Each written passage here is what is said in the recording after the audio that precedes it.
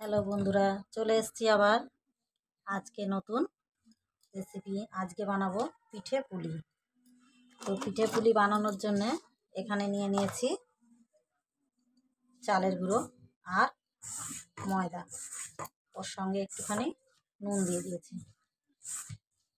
এবার আমি ময়দাটাকে ভালো করে মিশিয়ে নিলাম, নিয়ে এবার এর মধ্যে একটু গরম জল দিয়ে আটাটাকে ভালো করে মেখে নেব। আটাটাকে একটু শক্ত শক্ত করে মেখে নেব, যাতে নরম না হয়। নরম হয়ে গেলে পুলিটা বানাতে ভালো হবে না, পুলিটা ভালো করে বানানো যাবে না।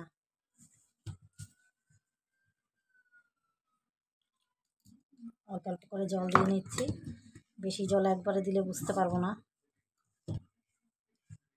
তো আজকে পিঠে পুলি বানাতে বানাতে তোমাদের সাথে একটু গল্প করে নিই। কাল বানিয়েছিলাম পাটিসাপটা আর চিতই পিঠে, সেটা ছেলেমেয়েরা খুব ভালো খেয়েছে। আবার তাদের বায়না যে আজকে মা পিঠে পুলি পিঠে বানিয়ে খাওয়াবে। বললাম ঠিক আছে, শীতকাল মানেই তো পিঠে, তো আমি আজকে একটু পিঠে পুলি বানিয়ে নিচ্ছি। তো আমি আটাটাকে মেখে নিই, তারপর তোমাদের দেখাচ্ছি।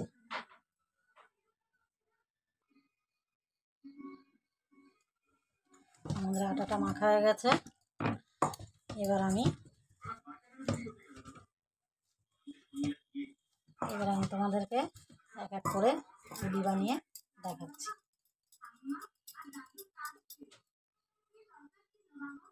আটাটা বেশ সুন্দর করে মেখেছি, নরম হয়ে গেছে। এবার আমি তোমাদেরকে পুলি বানিয়ে দেখাচ্ছি।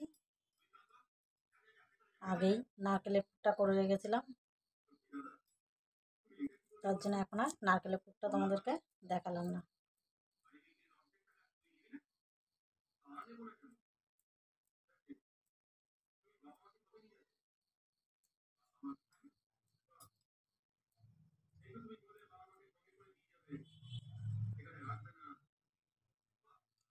পুরটা বেশি দিলে হবে না, পুরটা অল্প করে দিতে হবে, বেশি দিলে বেরিয়ে যাচ্ছে।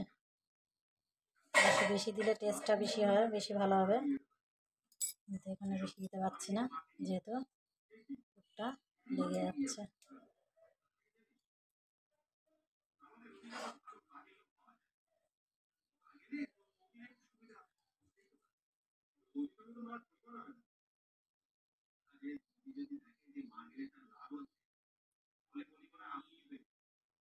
আজকে পিঠেটা করে রাখছি, কাল আমাদের বাড়ি আবার একজন নতুন মেম্বার আসবেন।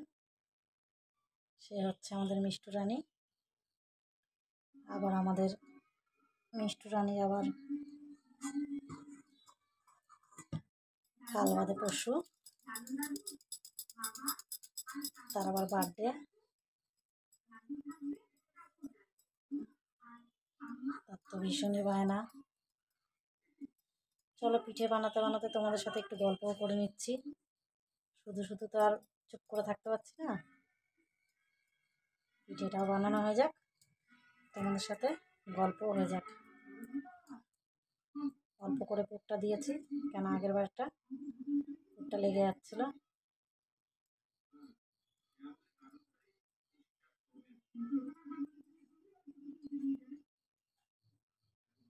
দেখতেই পাচ্ছ, এগুলো পুলি পিঠে।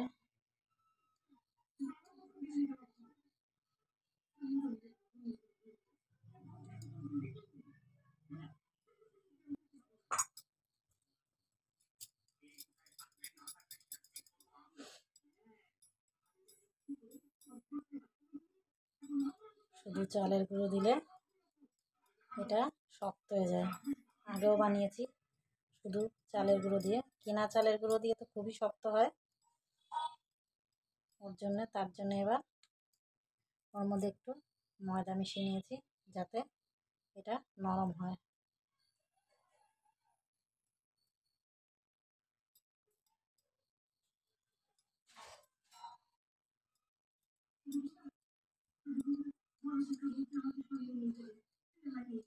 অন্যবারের তুলনায় এবার তো ঠান্ডা পড়েইনি, খুবই কম ঠান্ডা পড়েছে। বোঝাই যাচ্ছে না যে এটা পৌষ মাস। এইভাবে আমরা এক একটা করে পুলি বানিয়ে রেডি করে নেব।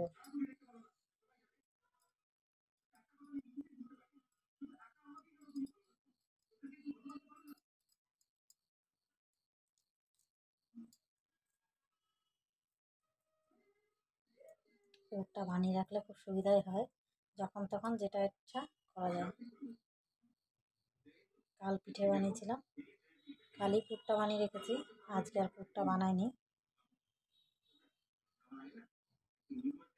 আমাদের এই বাড়িতে এইসব পিঠে বাটা খুব কমই হয়, কারণ আমাদের বাড়িতে পিঠেটাকে বেশি পছন্দ করে না, তবু বানাতে হয় ছেলে মেয়েদের জন্য, ছেলে মেয়েরা একটু ভালো খায়। চলো এইভাবে আমি পুলিগুলো রেডি করে নিচ্ছি, তারপর তোমাদের দেখাচ্ছি।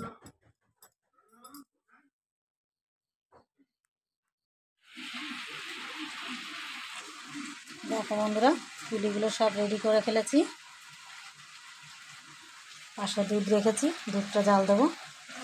এখন পুলি করতে করতে আমি এখন ভাতটাও বসিয়ে দিলাম, আর তার সাথে একটু পেঁয়াজ কলি, আলু আর ফুলকপি ভাজাটা করে নিচ্ছি। যেহেতু রান্না আছে, তবু আর একটু বললো গরম গরম ভাজা করতে, ভাজাটা করে নিই। এবার এটা নামিয়ে তোমাদের এটা দেখাচ্ছি। তো চলো আমি দুধটা জাল দিতে বসিয়ে দিই, দুধটা জাল দেওয়া হয়ে গেলে তারপর তোমাদের দেখাচ্ছি। তো বন্ধুরা, আমার দুধটা ফুটে গেছে, এবার আমি একটু এলাচ গুঁড়ো দিয়ে দেবো। এলাচটা একটু গুঁড়ো করে দিয়ে দিয়েছি। এবার ওর মধ্যে দিয়ে দেবো তেজপাতা, আর দিয়ে দেবো চিনি, স্বাদ মতো চিনি দিয়েছি। চিনিটা একটু মিষ্টি হলেই পিঠেটা একটু ভালো লাগে। আমার দুধটা ফুটে গেছে, দুধটা একটু জাল দিয়ে ঘন করে নেব।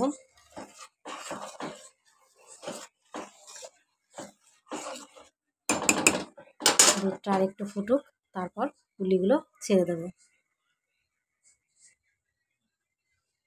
চলো বন্ধুরা, দুধটা দেখছো হয়ে গেছে, ভালো করে গাঢ় করে জাল দিয়ে দিয়েছি। আমাদের একটু কাজু কিশমিশ দিয়ে দেবো।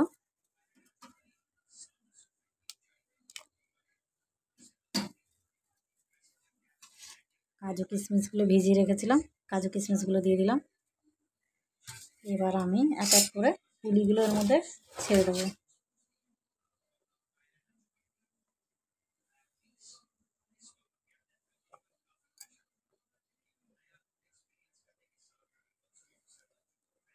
পুলিগুলো দুধের মধ্যে দিয়ে ভালো করে ফুটিয়ে নেব।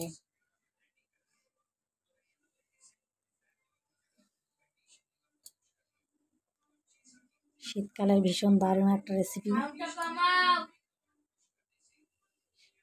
খুব সুন্দর পিঠে।